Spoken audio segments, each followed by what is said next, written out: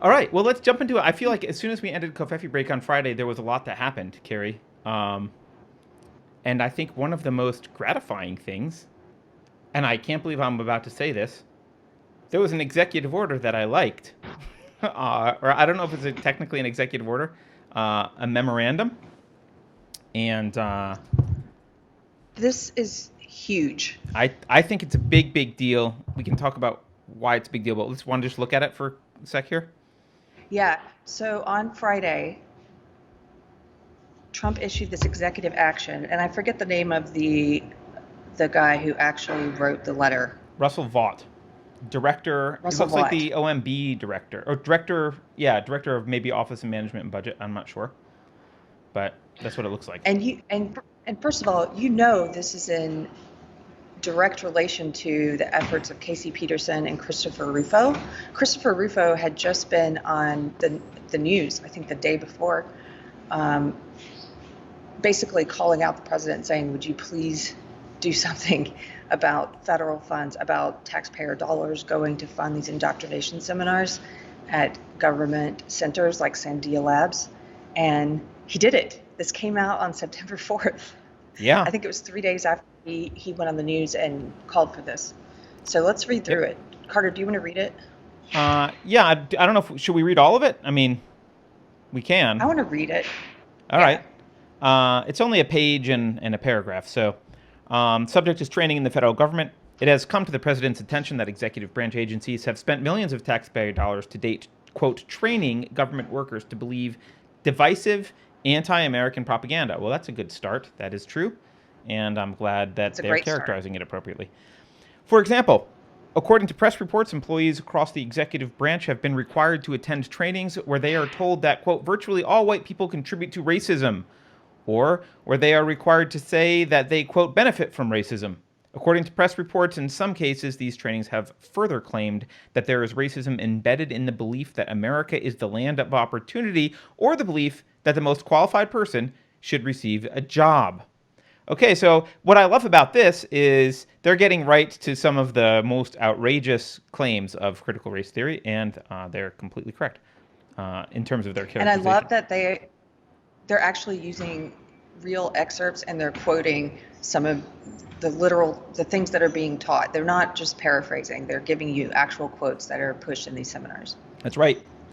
These types of, quote, trainings not only run counter to the fundamental beliefs for which our nation has stood since its inception, but they also engender division and resentment within the federal workforce. By the way, this is really well written. This is really well written. We can be proud that as an employer, the federal government has employees of all races, ethnicities, and religions. We can be proud that Americans from all over the country seek to join our workforce and dedicate themselves to public service. We can be proud of our continued efforts to welcome all individuals who seek to serve their fellow Americans as federal employees. However, we cannot accept our employees receiving training that seeks to undercut our core values as Americans and drive division within our workforce. So I highlighted some of my favorite parts down here, which we'll get to. All right. The president has directed me, so this is Russell writing this, the president has directed me to ensure that federal agencies cease and desist from using taxpayer dollars to fund these divisive, un American propaganda training sessions. Accordingly, to that end, the Office of Management and Budget will shortly issue more detailed guidance on implementing the president's directive. In the meantime, this is the part I love because they use all of the right language. They're going to use all of the critical race theory woke language, and I think for a lot of people, this might be the first time they're seeing this stuff. So, in the meantime, all agencies are Yes, directed to this be. is, Yeah, I'm sorry. sorry. Go ahead. I can't contain my joy that someone is finally, Yes. someone with power in the situation is finally calling this out and speaking about what this is and labeling it as accurately as un-American. So, Yes. okay, let's Yes. continue. And look, this is probably the best thing I've seen the government do in a really long time, other than all the moments that they don't go to war with someone, which we can't really count because we don't know when they decide to not go to war. Okay. In the meantime, all agencies are directed to begin to identify all contracts or other agency spending related to any training on, and they put this in quotes, critical race theory, white privilege, or any other training or propaganda effort that teaches or suggests either one, that the United States is an inherently racist or evil country, or two, that any race or ethnicity is inherently racist or evil. By the way, I believe if these standards were applied to the Department of Education, it would eradicate 1619 from all public schools immediately. Oh, absolutely. And that, I So, think, well, we can get into next steps later, but continue. yep. In addition, all agencies should begin to identify all available avenues from within the law to cancel any such contracts and or divert federal dollars away from these un-American propaganda training sessions. The president and his administration are fully committed to the fair and equal treatment of all individuals in the United States. The president has a proven track record of standing for those whose voice has long been ignored and who have failed to benefit from all our country has to offer, and he intends to continue to support all Americans regardless of race, religion, or creed. The divisive, false, and demeaning propaganda of the critical race theory movement is contrary to all we stand for as Americans and should have no place in the federal government. Hear, hear, absolutely. I find it hard to believe that I'm like actually applauding something the government has done, but I will applaud that. Woohoo! That is well written. It is spot on, and it's the right thing to do. And as Casey Peterson brought up in our interview, I think there might be downstream effects of this as larger corporations will have a harder time justifying the legitimacy of what they're doing because people will be able to point to the federal government and say, well, they're not allowed to do this. Yes. This is recognized as racist. Yeah, so two things about next steps. I think one, if they are successful and if this is enough to get it to root it out of public or federally funded agencies or from the Sandia labs, if it's enough to get it out of the government, then I think the next steps would be, as you mentioned, schools, which are publicly funded as well. Yes. So imagine if they had to do the same thing and remove critical race theory and remove any type of identity politics-based Marxism from public schools. I think that's the next step. And then if you're able to do that, go ahead. Yeah, Casey Peterson, if you guys haven't seen it yet, we were fortunate we were able to interview Casey Peterson last week, and you can watch that interview on our channel, and he's just amazing. I think he's a modern day hero, but one of the things he said, which you're alluding to, Carter, is that if you're able to cut it out of the government, and rightly so because it is discriminatory and racist and it's morally wrong, then you necessarily shift the Overton window over what's considered acceptable.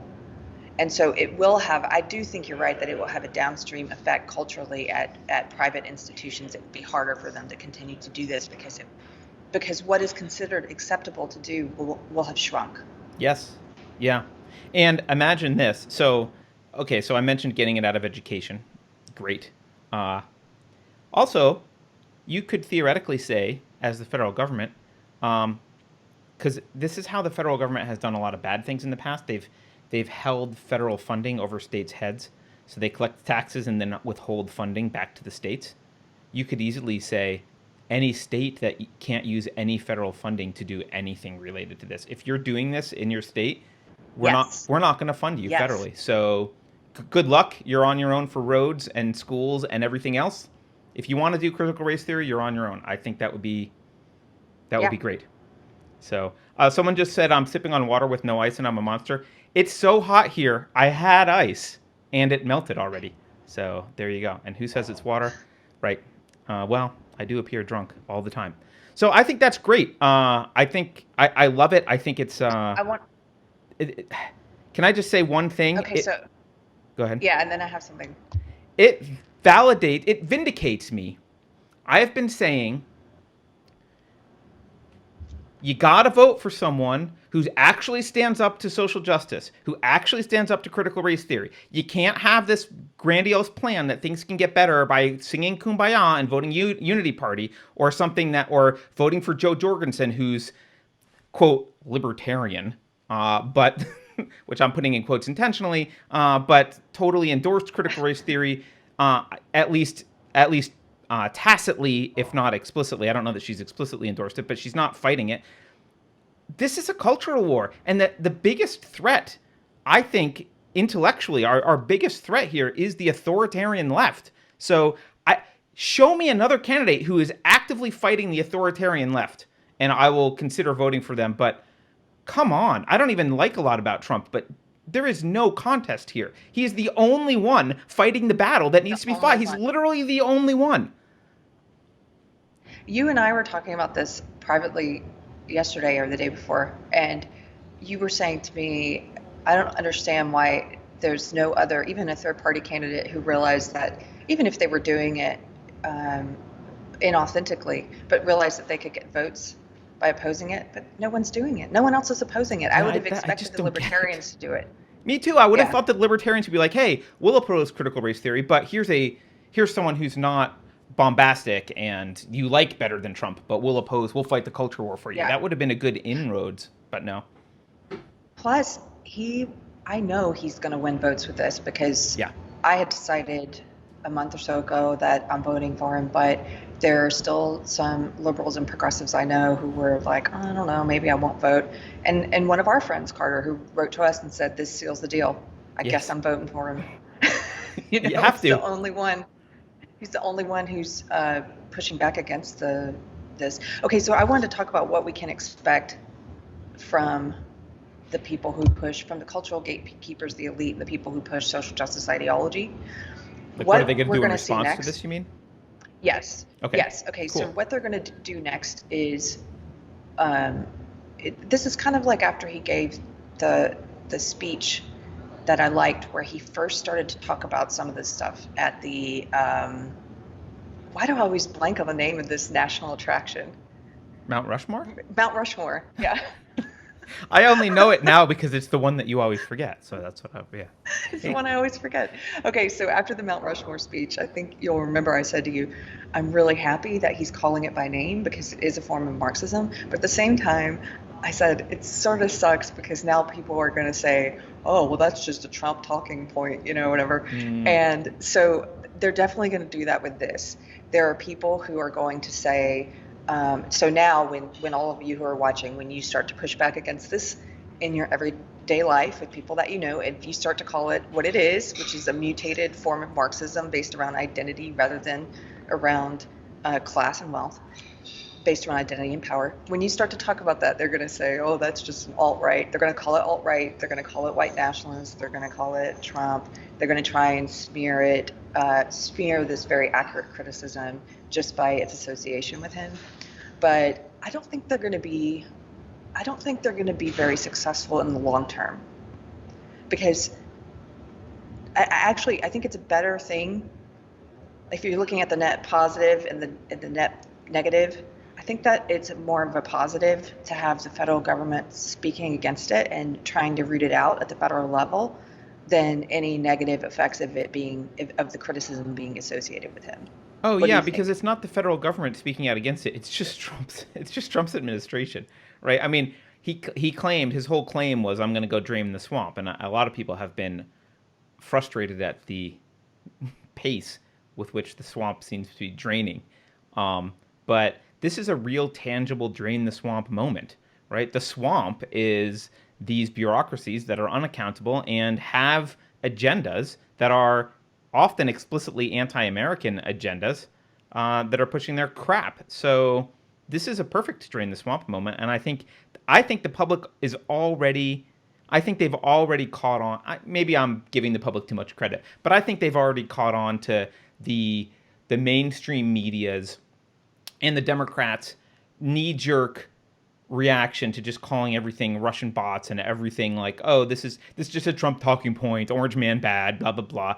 I think people are used to it. So if all they have to go back to is, yeah, but Orange Man bad, you're just repeating Orange Man stuff. I don't think that helps them. I mean, it will embolden people who are already indoctrinated and already going to go pull the donkey lever, but it's not gonna convince regular people. I don't think there's regular people that are like, I was on the fence, but since you said Orange Man bad, that's a new argument I haven't heard before. So like they're just gonna be like, Right. oh, you have really no arguments against this. Basically, you're just trying to say it's bad because Trump did it. I'm sick of hearing that. I'm tired of it, and this stuff sounds horrible and racist. And at least this guy is you're defending Yeah. it. So So I have another just a prediction of what's going to happen. So again, they're going to try and make so they're very concerned with language, and they're very concerned with controlling language. And because if you control language, you control thought, you control people. And when I first started waking up to what my old ideology was, and I was searching for a name for it because it calls itself social justice, but I was starting to recognize the Marxist roots. And I remember in my first essay about leaving the social justice cult, I referred to it as cultural Marxism. And I was told, oh no, that's only alt-right people use that phrase. It's an alt-right talking point, don't use. And basically it was a term that they had successfully made somewhat off limits.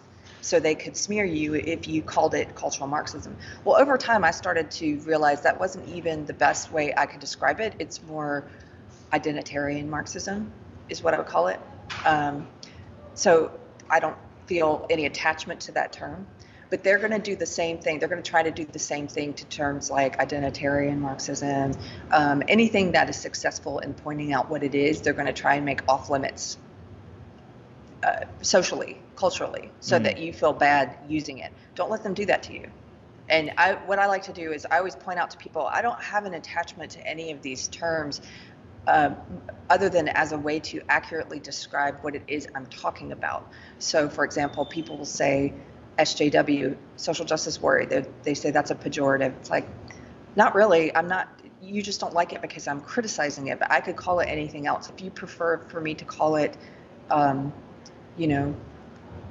identitarian leftism, or give me whatever term you want. If you want me just to call it social justice, I'll call it that. The point is, what I'm saying about it is critical. So you don't like it because it's criticism. Yeah. What are they going to do with the problem here? Is he named critical race theory explicitly? So can they distance themselves from the thing they've been talking about for 2 decades? Like, I don't know. What do you mean? Well, I guess just like social justice warrior, they coined the term social justice warrior to describe themselves, and now it's a pejorative, right? Quote, now it's a pejorative, right? Because it accurately describes them. Well, he's calling out critical race theory. Are they going to now say critical race theory is that's just a phrase that the alt-right uses? I don't know how they can get away with that. They have books and lots of stuff about critical race theory. No, they're going to defend that term.